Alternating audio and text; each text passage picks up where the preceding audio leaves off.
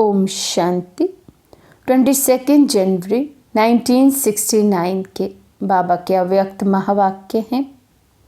सार है, बाप दादा के हाथ में बुद्धि रूपी हाथ हो तो परीक्षाओं रूपी सागर में हिलेंगे नहीं।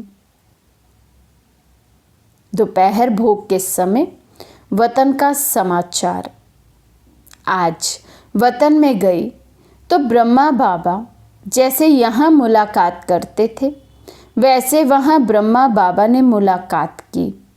बाबा ने कहा, बच्चों के भोजन के समय के अनुसार लेट आई हो। मैंने कहा, बाबा आपका तो 1-1:30 बजे भोजन पान करने का समय था। बाबा ने कहा, बाबा जब बच्चों के साथ भोजन खाता था तो बच्चों के टाइम भोजन खाता था, उस टाइम से लेट आई हो। फिर बाबा ने ब्रह्मा बाबा को कहा कि ले जाओ।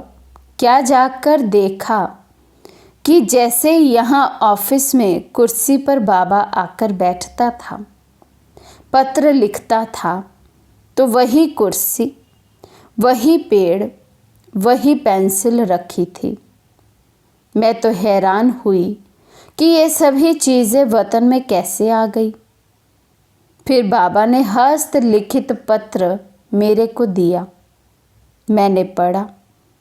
उसमें लिखा हुआ था, स्वदर्शन चक्रधारी नूरे रत्नों, याद प्यार के बाद आज अव्यक्त रूप से आप अव्यक्त स्थिति में स्थित हुए बच्चों से मिल रहे हैं।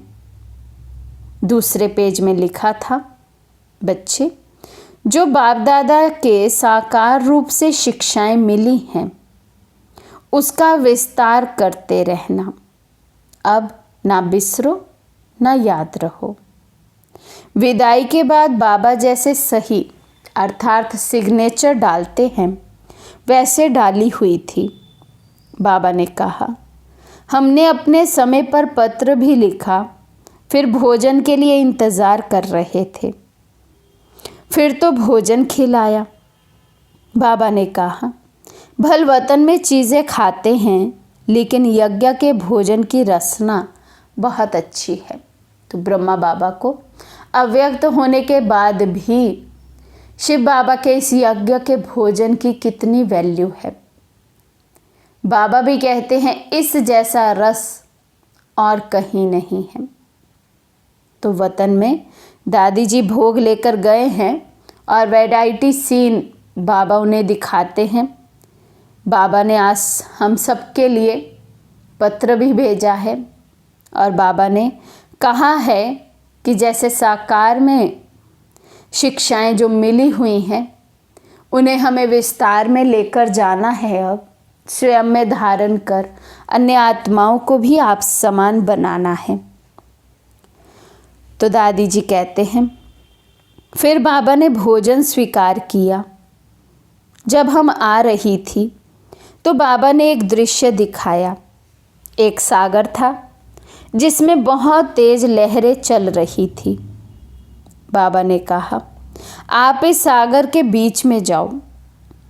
मैं घबराने लगी कि इतनी तेज लहरों में कैसे जाऊंगी। फिर बाबा की आज्ञा प्रमाण पाँव डाला। जहाँ पाँव रखा वहाँ की लहर शांत होती गई। फिर देखा कि बाप दादा दोनों ने छोटी छोटी नावें उस सागर के बीच में डाली, लेकिन कोई नाव तो सागर की लहर आने से गायब हो गई, कोई तो लहर से इधर उधर होती रही और कोई तो जैसी थी वैसे ही रही। हम ये देखने में ही बिजी हो गई। फिर वे सीन खत्म हो गई। बाप दादा ने कहा कि ये खेल बाप ने प्रैक्टिकल में रचा है। जिन बच्चों की जीवन रूपी नैया बाप के साथ में होगी वे हिलेगी नहीं। श्रीमत रूपी हाथ बाबा का पकड़ा हुआ होगा, उन बच्चों की नाव हिलेगी नहीं। अभी तुम परीक्षाओं रूपी सागर के बीच में चल रहे हो। तो जिनका कनेक्शन अर्थात जिनका हाथ बाप दादा के हाथ में होगा, उनकी ये जीवन रूपी नैया ना हिलेगी ना डूबेगी। तुम बच्चे इसको ड्रामा का खेल समझकर चलेंगे तो डगमग नहीं होंगे, और जिनका बुद्धि रूपी हाथ साथ ढीला होगा वे डोलते रहेंगे। इसलिए बच्चों को बुद्धि रूपी हाथ मजबूत रखने का खास ध्यान रखना है। मेरी बुद्धि सदा बाबा के साथ लगी रहे, एक की श्रीमत पर हम चलते रहें। बुद्धि में केवल एक बाबा ही समाया हुआ हो, बाबा ही संसार हो। तो बाबा कहते जो ऐसे बच्चे होंगे जिन्होंने अपना सर्वस्व बाबा के हवाले किया है, अपना जीवन भी बाबा के हवाले किया है और स्वयं श्रीमत प्रमाण कदम पर कदम रखते हैं, ऐसे बच्चे ना तो हिलेंगे डुलेंगे ना ही डूबेंगे। ऐसे बच्चे सदा अचल अडोल स्थिर रहेंगे, क्योंकि बाप दादा के हाथ में अपना हाथ दिया हुआ है। बुद्धि भी बाबा ही चला रहे हैं, ये बुद्धि भी मेरी बुद्धि नहीं है। बुद्धि से बाबा कहते बाबा के आगे सरेंडर होने वाले स्थिर रहेंगे, अचल अडोल रहेंगे। अच्छा, ओम शांति।